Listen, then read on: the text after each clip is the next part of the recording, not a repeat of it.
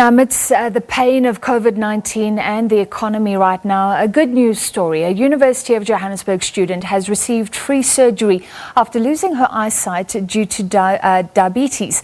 Due to COVID-19, Mabel Maleka could not get assistance from a public hospital. She was then quoted 62,000 Rand for the surgery through a private institution, which was way out of reach for her and her family. She went on to social media, and the Nelson Mandela Foundation CEO, Selo Hatang, saw it. Mabel Maleka and Selo Hatang join us now, and we're going to bring up some pictures courtesy of the Nelson Mandela Foundation. I think we have Selo Hatang with us at the moment, the CEO of the foundation. Welcome. Just tell us what about Mabel's story gripped you?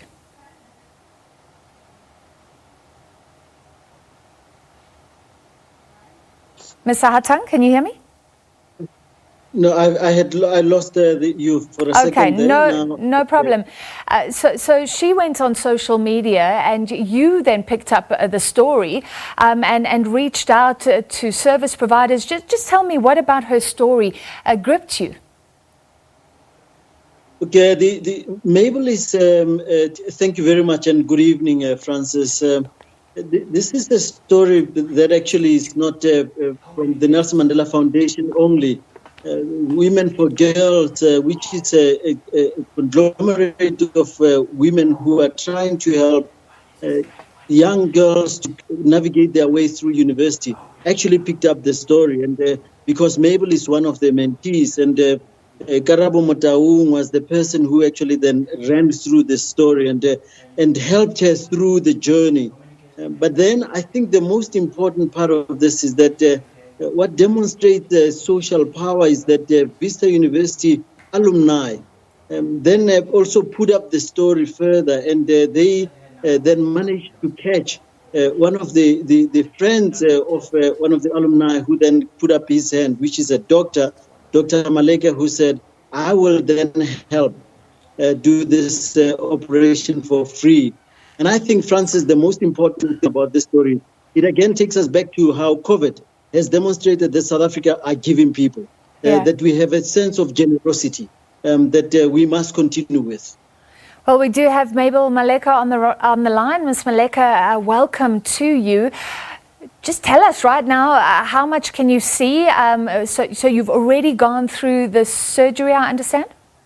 Hi, how are you? I have gone through the surgery today. I think it was around 12.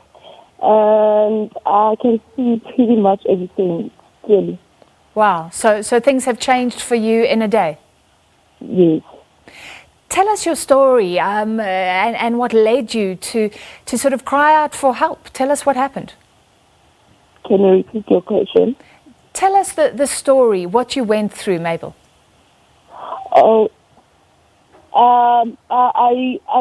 I developed cataracts after my long-term with diabetes, and last year they sort of regressed, and this year they worsened, and then they placed completely around March.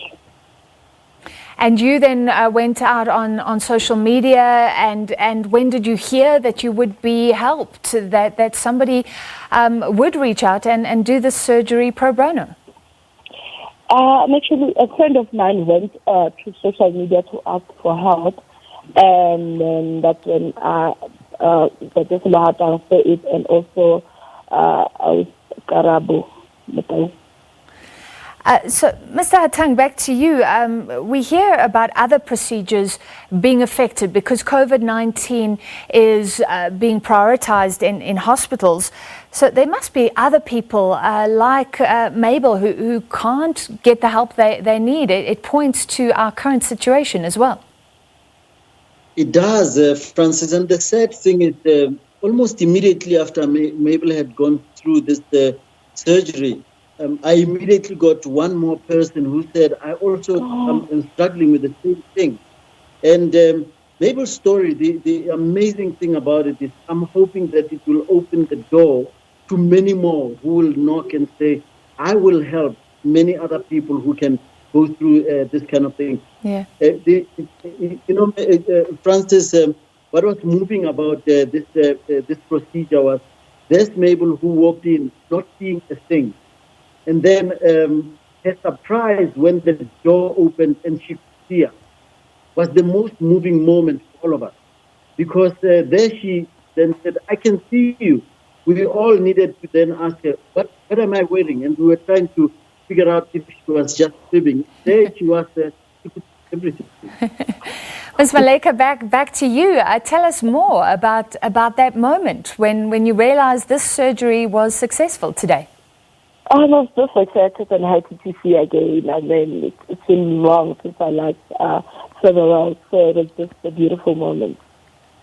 And we're talking about your experience initially going to a public hospital. I mean, tell us where you went. What did you try? Did you feel that COVID-19 was affecting your situation indirectly? Yes, it was, because I went to about three public hospitals in which they turned me down because my case was not regarded as an emergency. So they do emergencies, but only trauma, and then cataract, the surgery of removal of cataract is regarded as a minor operation. So they decided that they were doing operations. So indirectly it has affected me and my schoolwork. So my life just stopped. And you then went to a private facility, but that cost was out of reach. Did you try that as well? Yes, I went to Custom Life Clinic, and the cost was a bit higher. I understand that money has been raised for you anyway, 62,000 Rand thereabouts. Is that correct? And what will you be doing with that? I still have a bit to do that day. We're still going to discuss what we're going to do with that. All right, Mr. Hatang, before we go, I mean, something else that you've pointed out is this cycle of poverty. So she couldn't pay for the surgery. Without that, Ms. Maleka wouldn't be able to finish her studies. Thankfully, that will be done now. But so many other people in this position. So again, your call for solidarity, I guess. I think, Francis, you've nailed it. If we are to do anything with Mabel's story, to just say to South Africans out there, there is someone that you know who needs your help. Just reach out and help. The funds that have been raised, and I want to thank everybody who's contributed to this money, but the generosity of this young lady, she's just maybe not very shy to tell you that when we told her this is how much we've raised, but then Dr. Maleka said, no problem, I don't want to charge you even a cent. We went back to the people who donated and said, we're going to help improve her conditions, including maybe funding her university fees. However, she then said, I don't want all that money to myself.